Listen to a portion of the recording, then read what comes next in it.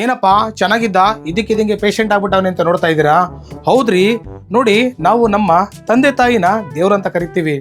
ಬಿಟ್ರೆ ನಾವು ಕಷ್ಟದಲ್ಲಿರ್ಬೇಕಾದ್ರೆ ನಮ್ಮ ಸ್ನೇಹಿತರು ನಮ್ಗೆ ಸಹಾಯ ಮಾಡ್ತಾರಲ್ಲ, ಅವ್ರನ್ನು ಕೂಡ ದೇವ್ರು ಅಂತ ಕರಿತೀವಿ. ಗುರುಗಳನ್ನು ಕೂಡ ನಾವು ದೇವ್ರು ಅಂತ ಕರಿತೀವಿ. ಆದ್ರೆ ನೋಡಿ, ನಮ್ಮ ಆರೋಗ್ಯ ಹದಗೆಟ್ಟಾಗ ನಮ್ಮನ್ನ ರಿಪೇರಿ ಮಾಡ್ತಾರಲ್ಲ ವೈದ್ಯರು, ಅವ್ರನ್ನು ಕೂಡ ನಾವು ದೇವ್ರು ಅಂತ ಕರಿತೀವಿ. ಈ ಏನಾದ್ರೂ ಅಕಸ್ಮಾತ್ ನಮ್ಗೆ ಕಾಯಿಲೆ ಬಂದಾಗ ನಾವು ಆಸ್ಪತ್ರೆಗೆ ಹೋಗ್ತೀವಲ್ವಾ, ಆಸ್ಪತ್ರೆಯಲ್ಲಿ ಎಂತೆಂತ ತಮಾಷೆ ನಡೆಯುತ್ತೆ ನೋಡೋಣ ಬನ್ನಿ. ತಮಾಷೆಗಾಗಿರಿ, ಯಾರು ಏನು ಫುಲ್ ಟೆನ್ಷನ್ ಮಾಡ್ಕೋಬೇಡಿ. ಏನ್ ಗೊತ್ತಾ ವಿಷಯ, ನನಗೆ ಪೈಲ್ಸ್ ಆಗ್ಬಿಟ್ಟಿತ್ತು. ಅದೇ ಗೊತ್ತಲ್ಲ, ಮೂಲವೇದಿ. ಭಾರಿ ಕಷ್ಟ ರೀ, ಯಾಕೆ ಹೇಳ್ತೀರಾ? ಅಯ್ಯೋ, ಯಾವ ಶತ್ರುಗೂ ಬೇಡ ನಿಜವಾಗ್ಲು. ಡಾಕ್ಟರ್ಗಳು ಅದಕ್ಕೆ ರೀ ನಾವು ದೇವ್ರು ಅಂತ ಕರೆಯೋದು. ಆಸ್ಪತ್ರೆಗೆ ಹೋದ ತಕ್ಷಣ ಏನ್ ಹೇಳ್ತೀರಾ, ಕಾಮಿಡಿ. ಎಲ್ರು ಒಂಥರ ಆ ಕಡೆ ಈ ಕಡೆ ಅಲ್ಲಾಡ್ಸ್ಕೊಂಡೆ ಹೋಯ್ತವ್ರೆ. ನಾನು ಅನ್ಕಂಡೆ ನಂತರನೇ ಎಲ್ರಿಗೂ ಕಾಯಿಲೆ ಆಗಿರ್ಬೇಕು, ಅದಕ್ಕೆ ಅಂತ ಹೋಗ್ಬಿಟ್ಟು ಯಾರೋ ಒಬ್ಬ ಹಿಂಗೆ ಅಲ್ಲಾಡ್ಸ್ಕೊಂಡು ಹೋಯ್ತಾ ಇದ್ದ. ಕೇಳಿದೆ, ಏನಪ್ಪ ನನಗೂ ನಿಂತಾರ ಇದೇ ತರ ಕಾಯಿಲೆ ಆಗಿದೆಯಾ ಅಂತ. ಅವನು, ಇಲ್ಲ ಸರ್, 2 ಜೋಬಲ್ಲಿ ಆ ಕಡೆ ಈ ಕಡೆ ನೀರಿನ ಬಾಟ್ಲು ಮಡಿಕೊಂಡಿದ್ದೀನಿ, ಅದಕ್ಕೆ ಅಲ್ಲಾಡ್ತವೆ ಅಂತ ಹೇಳ್ದ. ಅಯ್ಯೋ, ಹಿಂಗಿದೆಯಾ ಅಂತ ಅನ್ಬಿಟ್ಟು ಸರಿ ಅನ್ಬಿಟ್ಟು ನಾನು ಆಸ್ಪತ್ರೆಗೆ ಹೋದ ತಕ್ಷಣ ಅದು ರಿಸೆಪ್ಷನಿಸ್ಟ್ ಇರ್ತಾರಲ್ಲ, ನನ್ನ ಮಕ್ಕ ನೋಡಿದ ತಕ್ಷಣ, ಏನು ಸರ್ ನಿಮಗೆ ಮೂಲವೇದಿನ ಅಂತ ಕೇಳಿದ್ರು. ನಿಮ್ಗೆ ಹೆಂಗ್ರಿ ಗೊತ್ತು ಅಂತ ಕೇಳಿದ್ರೆ, ಅವ್ರೇನು ಹೇಳ್ತಾರೆ ಗೊತ್ತಾ ಸರ್, ನೀವು ಅಲ್ಲಿಂದ ಮಕ ಮಾಡ್ಕೊಂಡು ಬರ್ತಿದ್ರಲ್ಲ, ಅದು ನೋಡಿದ ತಕ್ಷಣ ಗೊತ್ತಾಯ್ತು ಸರ್. ಸಾಮಾನ್ಯವಾಗಿ 90% ನಿಮ್ಮಂಗೆ ಮಕ ಮಾಡ್ಕೊಂಡು ಜನ ಇರ್ತಾರಲ್ಲ, ಅವ್ರಿಗೆಲ್ಲ ಇದೇ ಪ್ರಾಬ್ಲಮ್ ಅಂತ ಹೇಳ್ಬಿಟ್ರದ. ಸರಿ ಆಯ್ತು ಬಿಡಪ್ಪ ಅಂತ ಹೇಳ್ಬಿಟ್ಟು ಹೋಗಿ ಏನೋ ಒಂದು ಆಯ್ತು ಕತೆ ಅಂತ ಹೇಳ್ಬಿಟ್ಟು ಅಡ್ಮಿಷನ್ ಮಾಡಾದ್ಮೇಲೆ ನನಗಲ್ಲೊಂದು ರೂಮ್ ಕೊಟ್ಟರು, ಜನರಲ್ ವಾರ್ಡ್ಗೆ ಅಂತೇಳಿ ಶಿಫ್ಟ್ ಮಾಡಿದ್ರು. ಸರಿ, ಅಲ್ಲಿ ಹೋಗ್ಬಿಟ್ಟು ನಾನು ಮಲ್ಕೊಂಡಾದ್ಮೇಲೆ ನರ್ಸ್ ಬಂದರು ರೀ. ಏನು ಹೇಳಿದಿರ ರೀ, ಕೇರಳ ನರ್ಸು ಎಷ್ಟು ಚೆನ್ನಾಗಿದ್ರು ಗೊತ್ತಾ. ನೋಡ್ತಾ ಇದ್ರಿ ಅವ್ರನ್ನ, ನಮ್ಮ ಅನ್ನಪೂರ್ಣೇಶ್ವರಿ ದೇವಿ ಇಲ್ವಾ, ಅವ್ರು ನೋಡೋದಷ್ಟೇ ಒಂದು ನನಗೆ ಆನಂದ ಆಯಿತು. ಬಂದ ತಕ್ಷಣ ಏನಪ್ಪ ಪ್ರಾಬ್ಲಮ್ ಅಂತ ಕೇಳಿದ್ರು. ಮೇಡಮ್ ಹಿಂಗೆ ಈ ಥರ ಸಮಸ್ಯೆ ಆಗಿದೆ ಅಂತ ಹೇಳಿದೆ. ಸರಿ ಅಂತೇಳಿ ಅವರು ಏನು ಮಾಡಿದ್ರು, ಸರಿ ನಾಳೆ ಆಪ್ರೇಷನ್ ಮಾಡ್ತೀವಿ, ನಿಮಗೆ ಒಂದು ಟೆಸ್ಟ್ ಮಾಡಬೇಕು ಅಂತೇಳಿ ಒಂದು ಚೀಟಿಲಿ ಬರ್ಕೊಟ್ರು. ಅದು ಇಂಗ್ಲೀಷಲ್ಲಿತ್ತು, ಅದೇನು ಅಂತ ನನಗೆ ಗೊತ್ತಾಗಲಿಲ್ಲ. ಸರಿ ಅಂತೇಳಿ ಹೆಂಗಿದ್ರು ನಮ್ಮ ಮನೆಯವ್ರು ಬರ್ತಾರಲ್ಲ, ಅದೇ ನಮ್ಮ ವೈಫು, ಅವ್ರಿಗೆ ತೋರಿಸೋಣ ಅಂತೇಳಿ ಸುಮ್ಮನಾದೆ. ಬಂದಾದ್ಮೇಲೆ, ನೋಡಮ್ಮ ಏನೋ ಇಲ್ಲಿ 1-2 ಟೆಸ್ಟ್ ಏನೋ ಬರೆದಿದ್ದಾರೆ, ಏನು ಅಂತ ನನಗೆ ಗೊತ್ತಾಗ್ತಾ ಇಲ್ಲ, ಇಂಗ್ಲೀಷಲ್ಲಿದೆ, ನೋಡಿ ಹೇಳಮ್ಮ ಅಂತ ಹೇಳಿದೆ. ನಾನು ಹೆಂಡ್ತಿ ಬಂದ್ಬಿಟ್ಟು, ಹೌದಾ ರೀ, ಇದು BP ಜೊತೆಗೆ ಯೂರಿನ್ ಟೇಸ್ಟ್ ಅಂತ ಬರೆದಿದ್ದಾರೆ ರೀ, ಮಾಡಿಸ್ಬೇಕು ಅಂತ ಅಂದರು. BP ನಾನು ನೋಡಿದ್ರೆ ಚೆನ್ನಾಗಿದ್ದೀನಲ್ಲ, ನನಗೆ ನೋಡಿದ್ರೆ ಈ ಥರ ಪ್ರಾಬ್ಲಮ್ಮು, ಯಾಕೆ BP ನನಗೆ ಗೊತ್ತು? ಸರಿ ಅಂತೇಳಿ ನಾನು ನಮ್ಮ ಸ್ನೇಹಿತರಿಗೆ ಫೋನ್ ಮಾಡಿದೆ. ಸ್ನೇಹಿತರೆಲ್ಲ ಬಂದಾದ್ಮೇಲೆ ಏನಪ್ಪ ಅಂತ ಕೇಳಿದ್ರು. ಸ್ನೇಹಿತರಿಗೆ ಹೇಳಿದೆ, ಅಲ್ಲ ಕಣ್ರಯ್ಯ, ನನಗೇನು BP ಇದೆಯಂತಲ್ಲಯ್ಯ, ಹಿಂಗೆ ಚೆಕ್ ಮಾಡೋದು ಅಂತ. ಅಷ್ಟೇನಾ, ಡೋಂಟ್ ವರಿ, ತಲೆ ಕೆಡಿಸ್ಕೊಬೇಡ, ನಾಳೆ ಅಲ್ಲಿ ಆಪ್ರೇಷನ್ ಇರೋದು, ಇವತ್ತು ನಿನಗೆ BP ಮೆಡಿಷನ್ ನಾವು ಕೊಡ್ತೀವಿ ಅಂತ ಹೇಳಿದ್ರು. ಸರಿ ತಂದು ಕೊಡ್ತಾರೆ ಅಂತೇಳಿ ನಾನು ಇದ್ದೆ.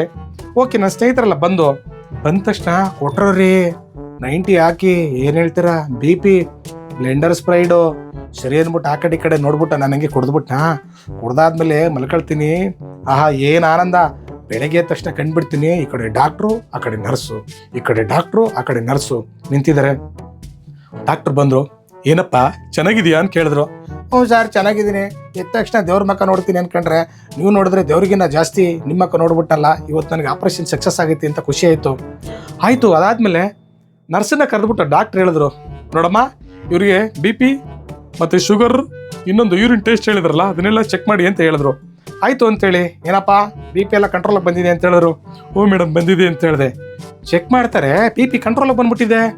ಏನೆಯಾ, ಒಂದು ನೈಟಲ್ಲಿ ನಿನಗೆ ಇಷ್ಟು ಚೆನ್ನಾಗಿ BP ಕಂಟ್ರೋಲಾಗಿ ಬಂದ್ಬಿಟ್ಟಿದ್ದಿಲ್ಲ, ಹೆಂಗೆ ಅಂತ ಕೇಳಿದ್ರು. ಅದಕ್ಕೆ ನಾನು ಹೇಳಿದೆ, ಮೇಡಮ್ ನಮ್ಮ ಫ್ರೆಂಡ್ಸ್ ಬಂದಿದ್ರು ನೋಡಿ, ಕೊಟ್ಟರು ರಾತ್ರಿ BP ಕುಡಿದ ತಕ್ಷಣ ಸುರೋದೆ ಅಂತ ಹೇಳಿದ್ರು. ಇಲ್ಲಿ ಅದೆಲ್ಲಪ್ಪ ಸ್ವಲ್ಪ ತೋರಿಸು ಅಂತ ಹೇಳಿದ್ರು. ನಾನು ಹಂಗೆ ಮಂಚದ ಕೆಳಗಡೆ ಎತ್ಬಿಟ್ಟು ತೋರಿಸ್ದೆ, ಬೆಂಡರ್ಸ್ ಪ್ಲೇಡ್ ಅಂತಿತ್ತು. ಹೌದಾ, ಸರಿ ಮಾಡ್ತೀನಿರು ಅಂತೇಳಿ ಒಂದು ಇಂಜೆಕ್ಷನ್ ತಗೊಂಡ್ರಿ. ಯಾಕೆ ಹೇಳ್ತೀರಾ, ಇಷ್ಟೇ ಉದ್ದ ಇತ್ತು ರೀ. ಅದು ನೋಡಿದ್ರೆ ಒಳ್ಳೆ ಮೈಸೂರು ಮಹಾರಾಜರು ಒಳ್ಳೆ ಕತ್ತಿ ಇದ್ದಂಗಿತ್ತು. ಭಯ ಆಗೋಯ್ತಾ ನನಗೆ. ತಿರುಕಳೆಯ ಆ ಕಡೆ ಸ್ವಲ್ಪ ಪ್ಯಾಂಟ್ ತಿರ್ಕಿಸು, ಒಂದು ಇಂಜೆಕ್ಷನ್ ಕೊಡ್ತೀನಿ ಅಂತ ಹೇಳಿದ್ರು. ನರ್ಸಮ್ಮ, ನೀನು ಬೇಕಾರೆ ಚಾಕುಲ್ ಚುಚ್ಬಿಡು, ತೊಳ್ಕೊಂಬಿಡ್ತೀನಿ, ಇಂಜೆಕ್ಷನ್ ಮಾತ್ರ ಮೆತ್ತು ಕೊಡು ಅಂತ ಕೇಳಿದೆ. ಕೊಡ್ತೀನಿ ಅಂತ ಹೇಳ್ಬಿಟ್ಟು ಕೊಟ್ಟರು. ಆಹಾ, ಏನು ಆನಂದ ಅಂತ ಹೇಳ್ತೀರಾ, ಕಿರ್ರೋ ಅಂತ ಕಿರ್ಚ್ಕೊಂಗೆ ಆಗ್ಬಿಡ್ತೀರಿ. ಆಮೇಲೆ ಕೇಳಿದೆ, ನರ್ಸಮ್ಮ ಅಷ್ಟೊಂದು ನೋವು ಬತ್ತಲ್ಲ ಯಾವುದು ಅಂತ ಕೇಳಿದೆ ನಾನು. ಇಂಜೆಕ್ಷನ್ ಅವರು VC ಅಂತ ಅಂದರು. ರಾತ್ರಿ ನಾನು ಕುಡ್ದಿದ್ದು BP, ಇವ್ರು ಯಾವುದೋ VC ಅಂತ ಕೊಡ್ತಿದ್ರು ಅಂತೇಳಿ. ನರ್ಸಮ್ಮ VC ಅಂದರೆ ಏನು ಅಂತ ಕೇಳಿದೆ.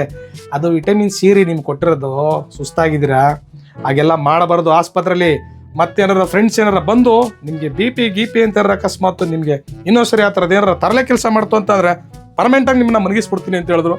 ಬೇಡ ನರ್ಸಮ್ಮ, ತಪ್ಪಾಯಿತು ಅಂತೇಳಿ ನಾನು ಕ್ಷಮೆ ಕೇಳ್ಬಿಟ್ಟೆ.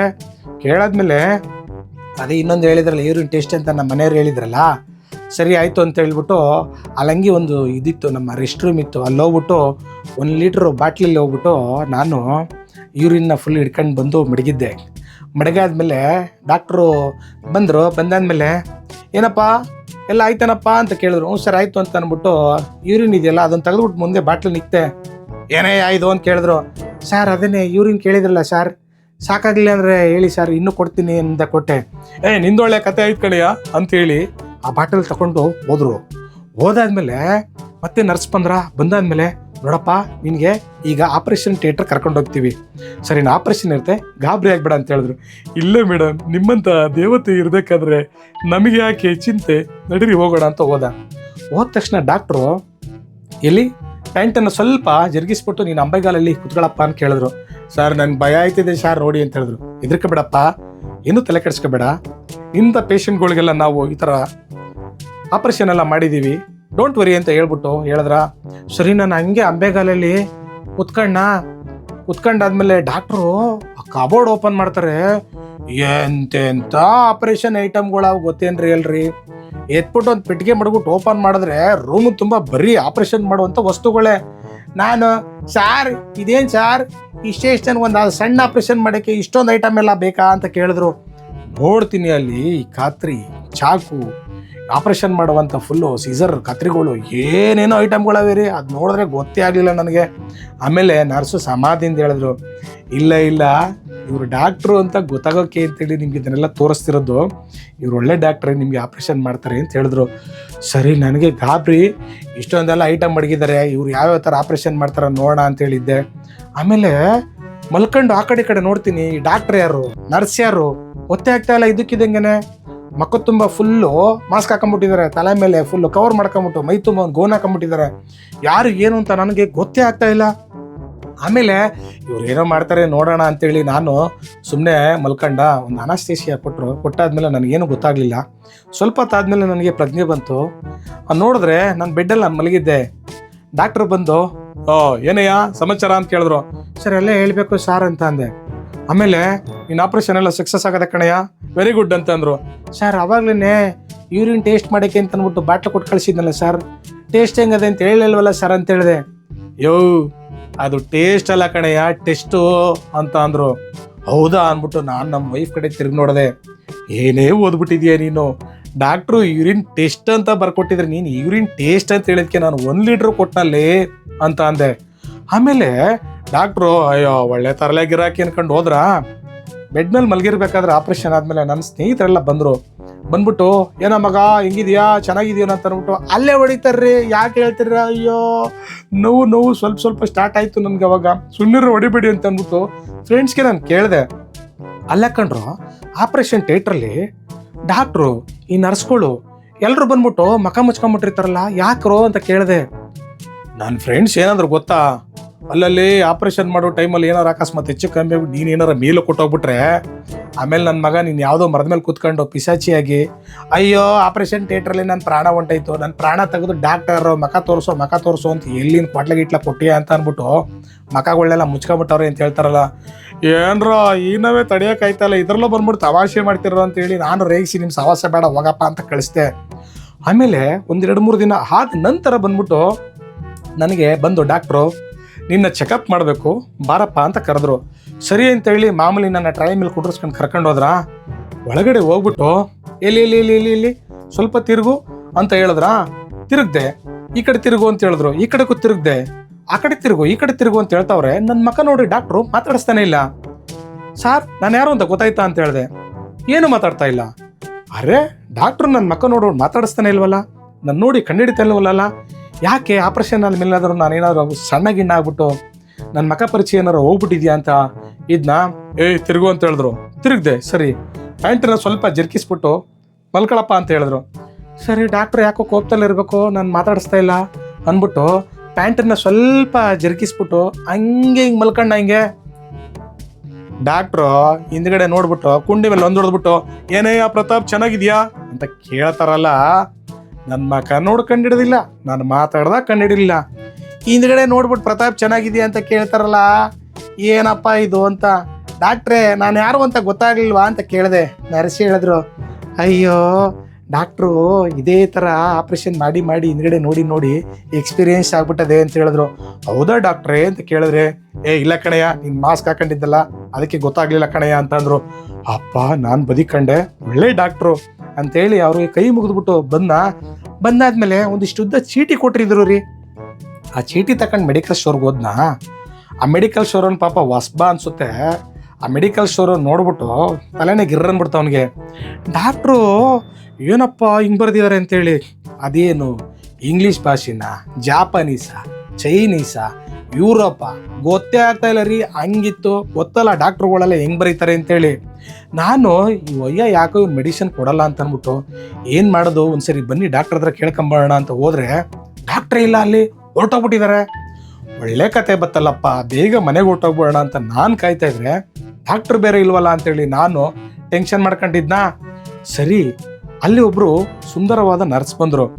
ಏನ್ ಚೆನ್ನಾಗಿದ್ರು ಅಂತ ಹೇಳ್ತೀರಾ, ನಮ್ಮ ಶೃಂಗೇರಿ ಶಾರದೆ ಇದಾರಲ್ಲ ಆ ಥರನೇ ಒಂದು ನೋಡಿದ ತಕ್ಷಣ ಕೈ ಮುಗಿಬೇಕು ಆ ಥರ ಲಕ್ಷಣವಾಗಿದ್ರು. ಆ ಮೆಡಿಕಲ್ ಸ್ಟೋರನ್ನು ಕರೆದ್ಬಿಟ್ಟು, ನರ್ಸಮ್ಮ ಬನ್ನಿ ಇಲ್ಲಿ, ಡಾಕ್ಟ್ರು ಇವ್ರು ಮೆಡಿಸಿನ್ ಬರ್ಕೊಟ್ಟಿದ್ದಾರೆ, ಸ್ವಲ್ಪ ಹೊಸ್ಪ ನಾನು ಕನ್ಫ್ಯೂಸ್ ಆಗ್ತಾ ಇದೆ, ಸ್ವಲ್ಪ ನೋಡಿ ಹೇಳ್ತೀರಾ ಅಂತ ಹೇಳಿದ್ರು.